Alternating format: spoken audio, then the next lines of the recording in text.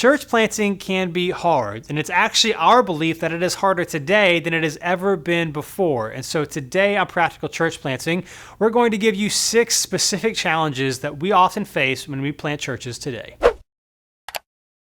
Well, welcome back to Practical Church Planting, where in 15 minutes or less, we'll give you practical tips, advice, and encouragement to help you plant and grow healthy churches. My name is Brian Drozy, and joining me today, just like every other day of my life. Say my name, Brian. I will. I'll say your name. Just like Beyonce. It's Dylan Dodson. Say my name. Right there. Number 1 Beyonce fan. And today we're talking about the 6 challenges about planting a church specifically today, not just in general, but in our day and age today. Yes, and as far as Beyonce goes, I don't know that I've ever listened to like more than 3 of her songs. But that's a total lie. Don't tell the Bayhive is what they called, right? Bayhive. That's enough, Beyonce. What are we talking about today? Here's I would say this. I do think that planting a church, at least in an American context, today and how we do it is harder than it's ever been, than it was 10, 20, 30 years ago. And I used to think, maybe it's just because like we just did it and I'm younger and what do I know? But recently I was talking to an older pastor who said that same thing. He's been around this, he's in his 60s now, and he says it is harder today than it's ever been. Interesting. And so maybe to encourage you and to make you help us think through some things, here are 6 reasons why we think that's true. Yeah. Number 1, perhaps the biggest one, is that the novelty of planting churches and starting a new church is gone. So especially 20, 30 years ago, even 15, even up to 10 years ago, it wasn't a thing like it was now. Yeah. And so it was like, oh, it's a new church. It's different. What is this? And so there's like a curiosity to this that just by saying, hey, this is a new church, people might be interested in coming. Now, that's nobody like, it's like, oh, this happens all the time. It's not really, relatively speaking, I know there's certain places where that it is it's still novel, but by and large, nobody's surprised by it. And so you don't get a lot of those initial people who are coming to see you, where in the past, it was a lot easier for people to come, where now they're like, there's no reason for me to see another new thing. Yeah, I mean, it's no secret that church planting is the cool thing. Is that the way to put it? Cool thing? It's the sexy thing. Like, people want to plant churches, which is great. Like, I don't mean to take anything away from that, which is great. And we want, obviously, that to continue and to get even more and more prevalent so that everyone knows of churches being planted. But yeah, I mean, I even think to when I was younger. I mean, I had never even heard of a church planting. Right. Like I went to a church that had been around for multiple I don't remember how long, but multiple generations, and we went there ever since I was a kid. And if someone would have come up to me, and I was very familiar with church world, someone would have come up to me when I was younger and said like, there's this new church starting, I would have been like, churches just are like that. Churches don't start, they just exist. And so but nowadays it's even more and more. So you see it online, people that do the mailers, that used to be a new thing, now it's like, oh, it's another new church. Like, it's just the novelty is hard, so that is not an advantage that older church plants had that current ones no longer have. Number 2, that people are less committed to faith, generally speaking, especially in American context, than they've been in quite a while. Now, I would say that, as Tim Keller says, it's more so the removing of the mushy middle. In other words, you have the people that are not have any faith background, and you have those that are. But culturally, it was a thing, so people will still go to church or whatever. And so it's not necessarily that I would say that less people want to be faithful. It's just that the kind of the cultural Christian is dying. It's either you are or you aren't. But because there used to be more cultural Christians, if there is a new church, they might go. At least it's more comfortable. It's more laid back. But because people are less and less committed to faith, people don't feel really guilty for not going to church on a Sunday morning like they used to. It's just harder to get new people as a church plant because you have less of a pool, if you will, to pull from. Yeah. I mean, I don't, what's the way to put this? This may not seem that shocking in our day and age because obviously the world we live in, how fast information travels and how fast people can kind of get their opinions out, you can see kind of non-Christianity pretty much everywhere. And I think we can almost think that it went too far to think that like that Christians are gone. I mean, obviously not gone because we're in the church, but think that like Christianity is just like on this steep downward spiral and there's no hope, which obviously isn't true either. But I think that so I don't know, not just atheism, but kind of like you said, the uncertainty and people not really sure like what to believe or what's right and what's wrong and things like that is so prevalent out there. I think it does make it hard to gain a little bit of traction. Yeah, so just generally speaking, people less committed to faith, they're less likely to show up, especially in a church. Number 3, and this is a good thing, that gimmicky advertising no longer works. I wish it did. And let me know this, and again, I think it's wrong for us to judge someone's motivation behind why they're doing something. So it's not to say that you can't have some giveaway or whatever to get people to come. I mean, I personally wouldn't recommend it, but whatever. But that stuff just works less and less. So again, before, if you're a new church, you say, hey, come here and come to this thing. It's like people don't care. They don't want to go to, they care less about going to church. And so when we do like these gimmicky things, what we're doing is we're really just reaching people who already are church. Yes. Like Yeah. if if we're relying on some giveaway or some random fun event or having a food truck at your church, I mean, that's great. But you're like trying to do this, trying to do like some big random thing. Maybe that's a bad example. I don't have a problem with having a food truck, but like, yeah. Stuff like that. It's like, we're trying to get people to come for the thing that we're offering, not for Jesus and the worship service, whatever. It's like, come for this other thing.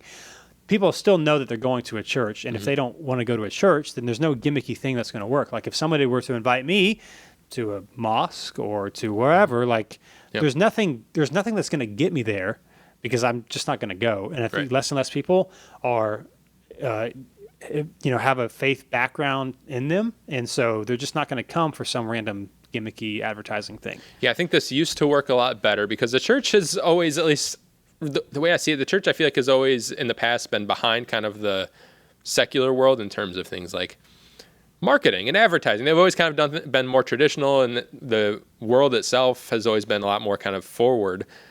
But lately, I think that it's not switched, but that the church is caught up. And I don't mean caught up in a sense that we're like watering down the gospel and things like that. But I think that we're just looking at things that people in kind of the marketplace and in the secular world are doing well, and seeing how we can translate that to the church world, where we didn't really do much in the past. So I think in the past, when you see these kind of really gimmicky things that a lot of us saw maybe growing up, it was like, that's kind of what you expect from church. But now there's so many churches that are doing it so great that that's really not acceptable anymore to most people. So gimmicky, cheesy, no longer works, which I think is a good thing. Yeah. But it does make it a little harder to reach tough. new people when you're just starting out. Number 4, I haven't put it this way, and I'll explain that large beginnings are more rare. In other words, because the novelty has worn off, it's not some new, different thing that people aren't used to. Before, you'd plant a church, you'd have a few gatherings, preview services, whatever, and bam, you've got 200 people. That doesn't really happen much anymore. Now, it can, but it's much more unlikely. Yeah. Now, I think that can be somewhat discouraging because you see churches that were planted in the past and they did X, Y, and Z and they got all these people, and then you do it and it no longer works, and you're like, what's going on here? Again, I think it's different. I think it's harder now. Yeah. But it can be discouraging because you could be wondering, well, maybe I'm not doing it right because all these people didn't show up, when the goal, again, is not a bunch of people. The goal is life change. And I think I think it's good. I would say this. I think it's good that it's harder because it's making us be more intentional about what's actually important, but it is harder. And so why this is harder is because if you have a bunch of people show up, if 200 people show up to your first Sunday and 100 people stick, that's a good amount. Yeah. If you have 50 people show up and 20 stick, because you just have less people coming in the beginning in general, it does make it a little bit harder to get the momentum that you need. Yeah, and I think this is something that, like you said, it does make it a lot more discouraging to people when you hear these stories, especially of church plants in the past. But even, this does happen now, but it's so much more rare. But those are the ones that get the those are the ones that people talk about and stuff like that. And so if you're a conference person, you go to these conferences where people launched really huge, and then those are the people who launch really huge are up on stage saying like, oh, numbers don't matter. And if you launch with 20 people, that's great. It's like, come on. Like, we're trying to keep the lights on. You obviously can't relate to what I'm dealing with. But I think that can just be discouraging because you start thinking I'm doing something wrong, even though you most of us know that, most of us would say we don't care how many people come to our church. But then if a lot of people don't come, we do care, kind of thing. And so it does make it pretty discouraging. Yeah, so it's just large beginnings are more rare, so it makes it a little bit more difficult. Number 5, because of that, this is where it takes more work, but I think it's better. People need more vision. So before, it's new, it's exciting, it's different. Well, now there's a modern, new, exciting church everywhere. And so people need to know why, and especially just our culture today, people ask more questions, they're more inquisitive, they're more likely to rebel against authority and not just accept things because somebody said it, which are strengths and negatives to that.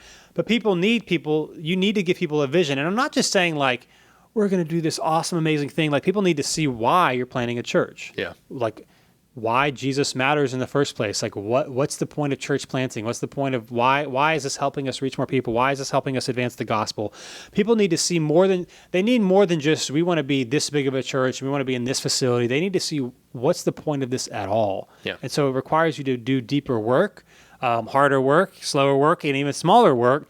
But it is better in the long run if you can develop that and have a strong base. And of course, you're going to figure things out as you go, but it's better than being 5 years in and having 500 people, let's say, and realizing, oh, we've done all this not the best way. Yeah.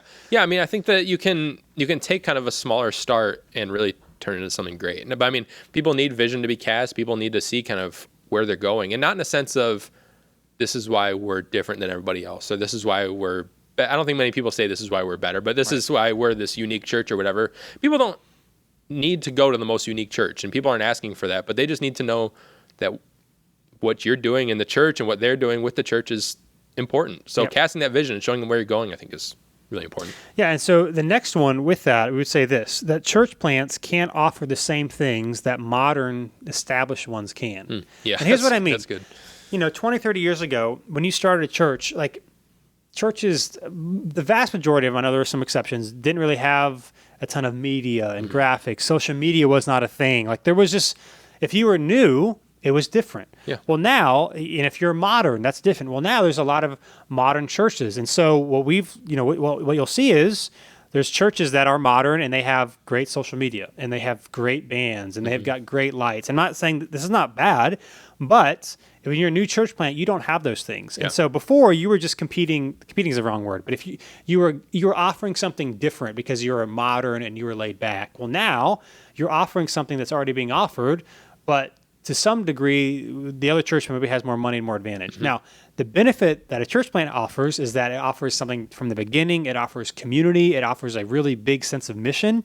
So I'm not saying this is right or wrong, but one of the things that we've noticed, for us, we're a little over 2 years now, and we have more things. So like our stage and our lights are better than they were when we started. Right. Our social media is better. We've bought some cameras that we didn't have when we started. And so we didn't have a lot of the stuff that we have now, and we're only a couple of years in, that it's hard, a church plant can't match that.